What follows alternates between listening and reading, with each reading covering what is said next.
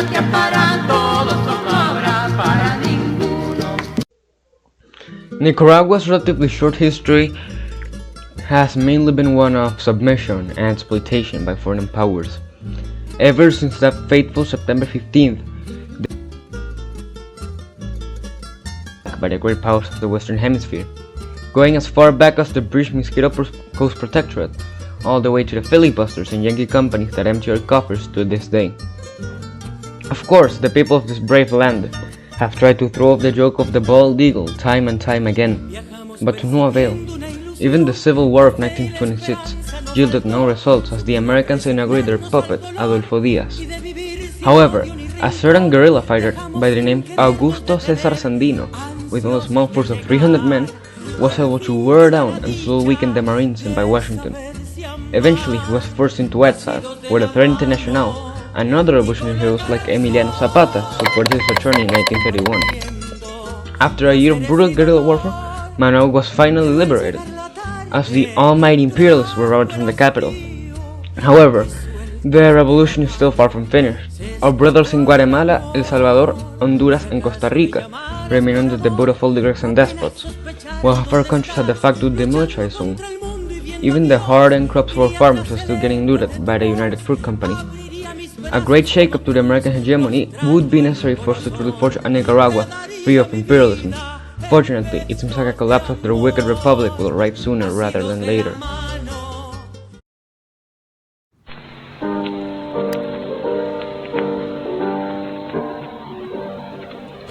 Whirlwinds of danger are raging around us.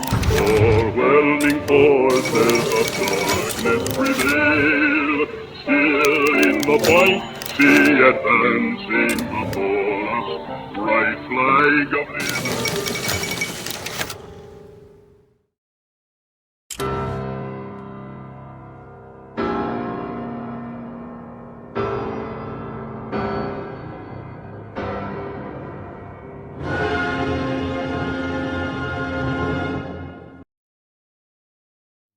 As the bourgeois democracies reel from this massive blow to their ivory towers, the FSN, and by extension Sandino, vindicated by our current crisis, are re-elected in a landslide.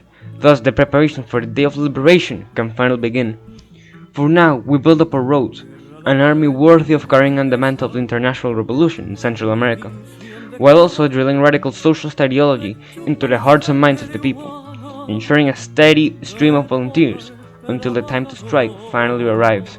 Mientras los unos revientan la fuerza de trabajar, otros se pasan la vida vagando sin cesar, otros se pasan la vida vagando sin cesar. Es un deber justo ideal, el pueblo luche por la existencia. Es un deber justo ideal, el pueblo luche por la existencia. Verás que el que más trabaja no tiene ni qué comer, y aquellos que nada hacen disfrutan a su placer. Aquel derecho a la vida nos quita ese gran rival. Obreros, tener conciencia y guerra al Dios capital. Obreros, tener conciencia y guerra al Dios capital.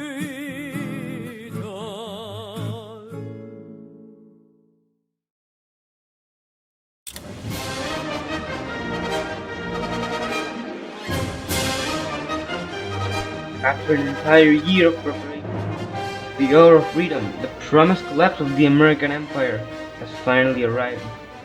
However, even as his own house collapses, Uncle Sam won't allow us to break the chains of slavery so easily. Marines led by General Van Horn Mosley arrived at Puerto Cabezas, slaughtering en masse militiamen and civilians alike. It is clear that this is the last chance to reclaim our land and nation.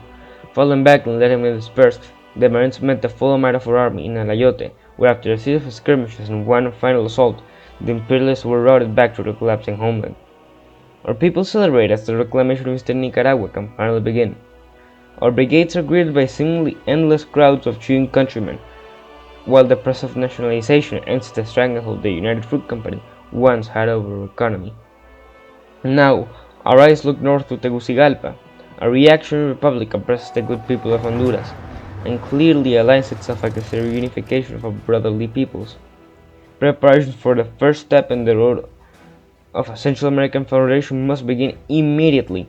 The war plan formulated by our Canadian brother-in-arms, Yankee Levy, consists of rapidly securing border towns like Choluteca, as we completely surround the garrison at the capital.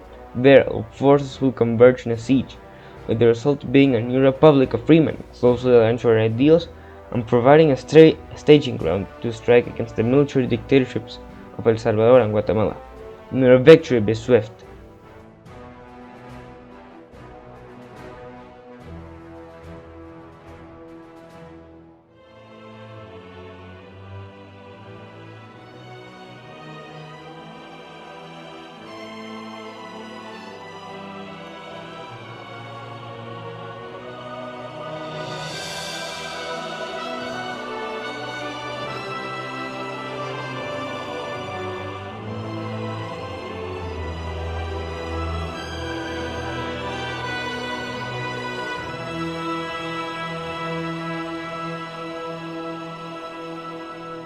With the establishment of the Socialist Republic of Honduras under Venancio Callejas, who is proceeding with the collectivization and purchase at an almost alarming rate, and with our dream of a state stretching from Vilmapan to San Jose now looking ever closer, we have gained ourselves the chance to continue the steady expansion of our revolutionary army with guns from our partners in Paris and Savoy.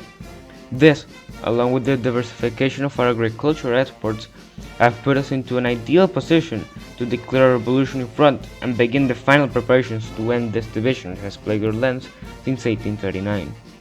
As we assess the combined armies of our two nations, the high commands have agreed on a strategy similar to that of the last war, focusing on exploiting the gaps in the front line and pinning the Salvadorian armies in Santa Ana to prevent any coordination between them and Guatemala.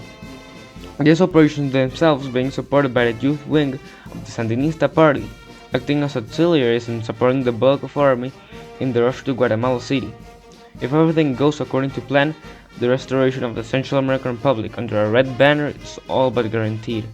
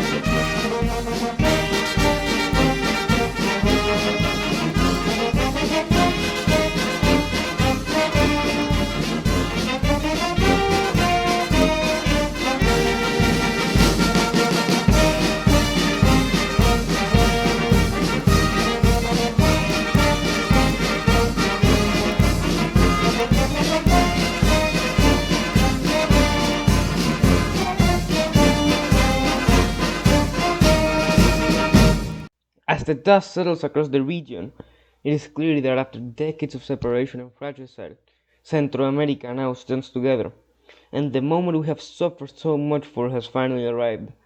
Though our work is still far from over, as the first Congress of the United Central American Republic begins, a few factions have already established themselves. First, we have the Moderados, officially called Partido Popular, our social democrats led by Silverio Ortiz, based mainly in Guatemala.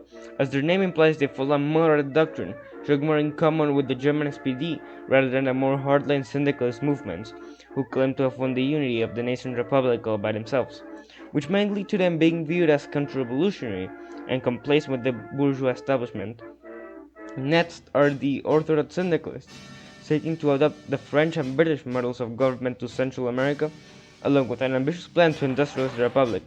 Agustin Marti, their leader, also enjoys support from his home country of El Salvador, and the indigenous population all over the Union, making him one of the likelier candidates to contest the hegemony Sandino has formed. Next is probably the most radical and dangerous group to have a chance, albeit very small, to win. The chairman of Honduras, Venancio Callejas, has forged a personality cult, the likes of which the New World has never seen. A national syndicalist by heart, and inspired by European totalists such as Ramiro Ledesma, Oswald Mosley, and even Benito Mussolini.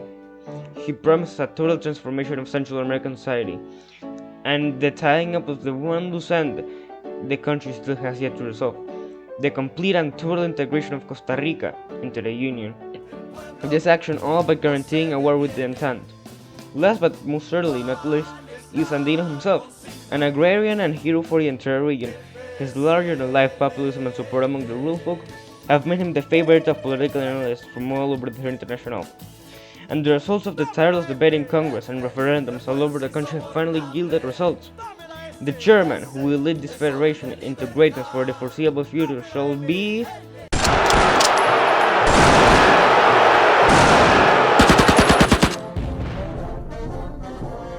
Following a series of very strong persuasion techniques from the always patriotic redshirts and attacks against counter-revolutionary elements in other parties who are hiding behind a mental socialism, Callejas has become the chairman of the Republic, a man who is sure to lead the revolution south as one of the foremost sentinels of the proletarian cause.